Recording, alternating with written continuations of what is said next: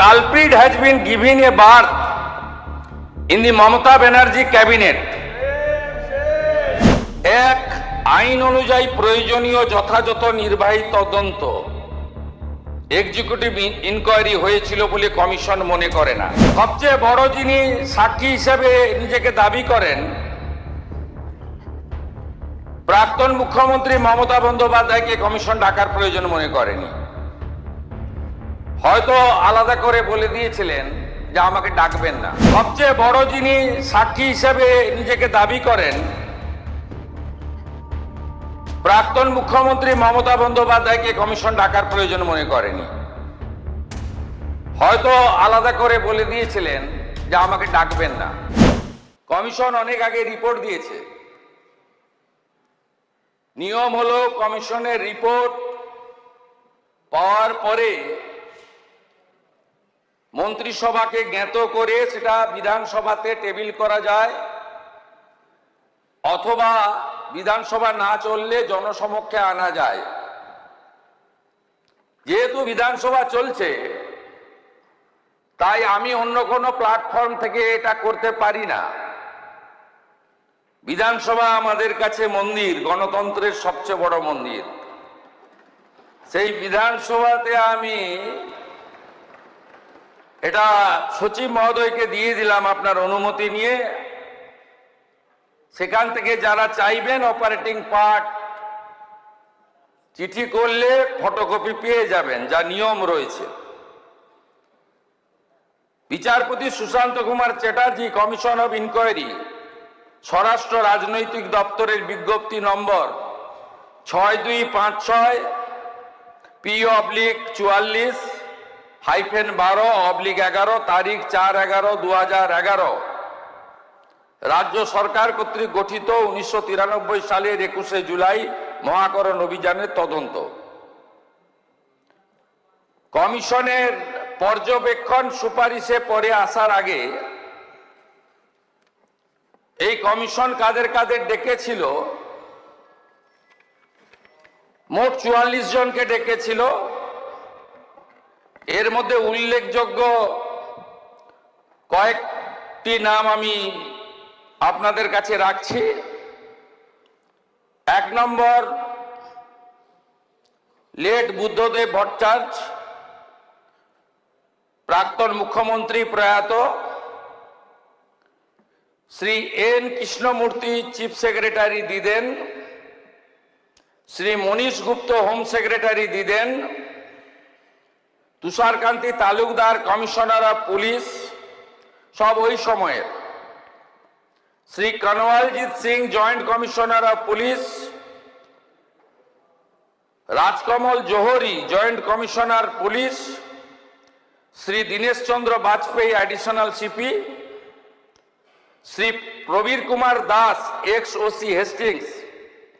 Shri DN Biswas, ex DC headquarter.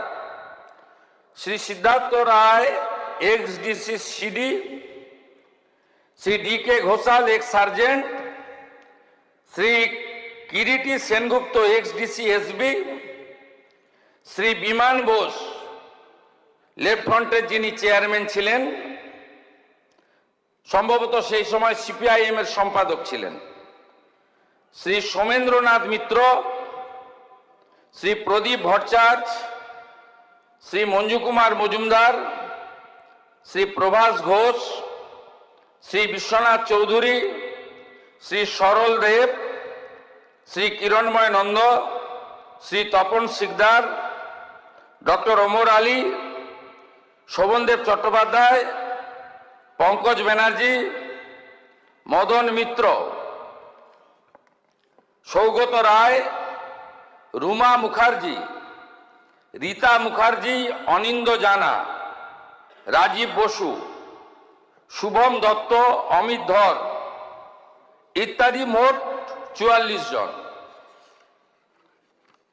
সবচেয়ে বড় যিনি সাক্ষী হিসেবে নিজেকে দাবি করেন প্রাক্তন মুখ্যমন্ত্রী মমতা বন্দ্যোপাধ্যায়কে কমিশন ডাকার প্রয়োজন মনে করেনি। হয়তো আলাদা করে বলে দিয়েছিলেন যে আমাকে ডাকবেন না। সবাই উপস্থিত হয়েছেন কেউ কেউ কোশ্চেন হিয়ারিং এর উত্তরও দিয়েছেন পাঠানো প্রশ্নের। একজন রিফিউজ করেছিলেন যে আমি সাক্ষী দিতে যাব না, তার নাম হলো প্রাক্তন অপোজিশন লিডার 2001 থেকে 2006 প্রয়াত পঙ্কজ ব্যানার্জি। তিনি বলেছিলেন, তার স্টেটমেন্টে ইংরেজিতে রেকর্ড করা আছে, তাই আমি ইংরেজিতেই পড়ছি। When summoned by the commission as the first victim of the 1993 agitation, where is sustained head injury, that means late Pankaj Banerjee, expressed his inability to depose and gave a statement to the media that I believe that the person solely responsible for the firing was none other than the Home Secretary Monish Gupta. But the culprit has been given a berth in the Mamata Banerjee cabinet. It is quite apparent why the commission could not take his name or hold Monish Gupta responsible. The commission did it under the direction of the powers that be. এই স্টেটমেন্টটা উনি দিয়েছিলেন Times of India 1/1/2015, কমিশনকেও জানিয়েছেন internally আর পাবলিকলিও বলেছেন। আর বাকিরা গেছেন। এই কমিশনের যে ইনকোয়ারি রিপোর্ট, সেই ইনকোয়ারি রিপোর্টে কমিশন যে মূল অবজারভেশনগুলো দিয়েছে, যা এটাতে আছে, পি নীরজ নয়ন প্রিন্সিপাল সেক্রেটারি, এটাতে আমি বাংলা করে আপনাদেরকে বলছি। এক, আইন অনুযায়ী প্রয়োজনীয় যথাযথ নির্বাহী তদন্ত এক্সিকিউটিভ ইনকোয়ারি হয়েছিল বলে কমিশন মনে করে না। সম্পূর্ণ নির্বাহী তদন্ত প্রক্রিয়াটি ন্যায্য, যথাযথ, সরল বিশ্বাসে সম্পন্ন হয়েছে বলে প্রতীয়মান হয় না। নির্বাহী তদন্তের রিপোর্ট এবং সংশ্লিষ্ট অন্যান্য রিপোর্টের অনুপস্থিতি বিচার বিভাগীয় পর্যালোচনার আওতার বাইরে চলে গেছে, ফলে পুলিশি গুলি চালনার যথার্থতা প্রমাণিত হয় না। তৎকালীন পুলিশ কমিশনার তুষারকান্তি তালুকদারের রিপোর্ট আধিকারিকদের বিবৃতির সঙ্গে যথেষ্ট অসামঞ্জস্যপূর্ণ। তৎকালীন পুলিশ কমিশনার প্রকাশ্যে অস্বীকার করেছেন, বিতর্কিত করেছেন এবং কার নির্দেশে পুলিশ গুলি চালানো হয়েছিল সেই প্রকৃত তথ্য প্রকাশ করতে অস্বীকার করেছেন। মহাকরণ থেকে সমস্ত প্রাসঙ্গিক নথিপত্র কেন পাওয়া যাচ্ছে না তা গ্রহণযোগ্য বলে মনে করা হয়নি। তখনকার মুখ্যমন্ত্রী কে ছিলেন, যিনি কালকে কালীঘাট তৃণমূলের কর্মসূচিতে হয়তো যাবেন, তিনি তথ্য সরবরাহ করেননি, তিনি একটাও নথি দেননি, কারণ ওনার পাওয়ার মিনিস্টার ফেঁসে যাওয়ার প্রভূত সম্ভাবনা ছিল। 5, সমস্ত জনসাধারণ, মাননীয় নেতৃবৃন্দ, সাংবাদিক ও পুলিশ আধিকারিকদের বিস্তারিত সাক্ষ্য প্রমাণ থেকে সেই সাক্ষ্যের প্রমাণ মূল্য বিচার করে কমিশন বিচক্ষণতার সঙ্গে দেখতে পেয়েছে যে রাইটার্স বিল্ডিং থেকে বহু দূরে অবস্থানরত জনতাকে নিয়ন্ত্রণ করার জন্য গুলি চালনার প্রয়োজন ছিল না। 6, রাইটার্স বিল্ডিং আক্রমণের আশঙ্কা কাল্পনিক ছিল। যেসব স্থানে গোলযোগ হয়েছিল, যেখানে গুলি চালানো হয়েছিল, তাই রাইটার্স বিল্ডিং থেকে অনেক দূরে। কমিশন সিদ্ধান্তমূলক দেখতে পেয়েছে যে Mayo Red Road, Dorina crossing, Metro সিনেমার সামনে এসপ্লানেড রোতে যে গুলি চালানো হয়েছিল তার সবকটি ছিল অপ্রয়োজনীয়, উস্কানিবিহীন এবং অযৌক্তিক। এগুলো কমিশন পরপর অবজারভেশন দিয়ে গেছে। এবারে রেকমেন্ডেশন পার্টটা আমি আপনাদেরকে বলছি। বাকি সমূহ তথ্য এখানে আছে আপনার রিপোর্টে। কমিশনের সুপারিশ রাইটার্স বিল্ডিং এ কিভাবে প্রয়োজনীয় গুরুত্বপূর্ণ নথিপত্র সংরক্ষণ করতে পারছে না সে বিষয়ে কার্যকর ব্যবস্থা গ্রহণ করা রাজ্য সরকারের দায়িত্ব। রাজ্য সরকার সে দায়িত্ব পালন করেনি, তখন সিপিএম ছিল না, তখন তৃণমূল কংগ্রেসেরই সরকার ছিল। রাইটার্স বিল্ডিং এ প্রয়োজনীয় নথিপত্র সংরক্ষণ না করার দায়িত্ব চিহ্নিত করার জন্য যথাযথ প্রকৃত সরল বিশ্বাসে আইনসঙ্গত পদক্ষেপ শুরু করা উচিত। 2026 সালের নির্বাচনের আগে পর্যন্ত এ বিষয়ে কালকে যারা ভাষণ দেবেন তাদের ভূমিকা নেতিবাচক ছিল, উদাসীন ছিল।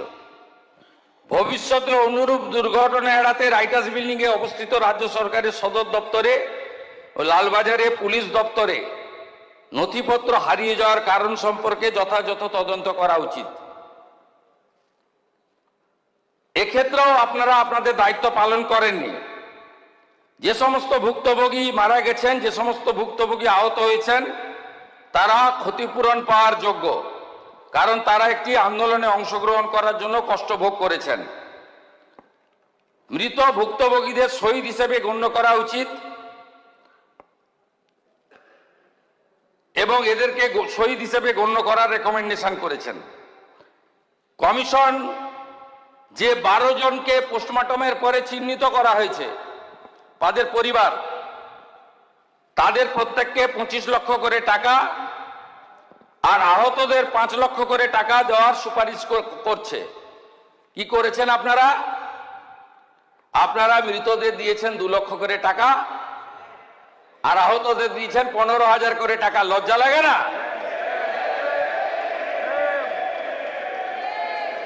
আপনারা নিহতদের দিয়েছেন 2 লক্ষ করে টাকা আর আহতদের দিয়েছেন 15,000 করে টাকা, আর কমিশন বলেছে নিহতদের দিতে 25 লাখ করে টাকা, আহতদের 5 লক্ষ করে টাকা।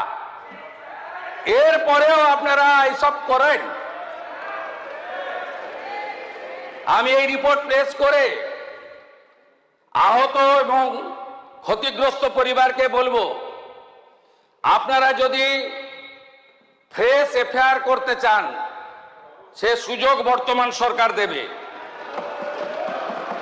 আপনারা যদি কমিশনের সুপারিশ মতো ক্ষতিপূরণ বর্তমান সরকারের কাছে চান, মুখ্যমন্ত্রী রিলিফ ফান্ড থেকে আমি সেই ক্ষতিপূরণ দেব। আর যারা আপনাদেরকে ব্যবহার করে এমপি হলো, এমএলএ হলো, মন্ত্রী হলো, মুখ্যমন্ত্রী হলো, চার্টার ফ্লাইটে চললো, হেলিকপ্টারে আকাশে থাকলো, বাড়ি গাড়ি সম্পত্তি করলো, দুবাই গেল, সিঙ্গাপুর গেল, আমেরিকার হপকন্সে চিকিৎসা করালো, তাদের থেকে আপনারা দূরে থাকবেন। সাথে সাথে আমি এই হাউসকে বলছি যে আমাদের কাছে আরো বেশ কিছু তথ্য আছে, আমরা প্রয়োজন মতো সেগুলো প্রকাশ করব। যেমন আমফানের ক্যাগ রিপোর্ট, যেমন কোভিডে মেডিকেল ইকুইপমেন্ট পারচেজ রিপোর্ট, সব তথ্য আমার কাছে আছে।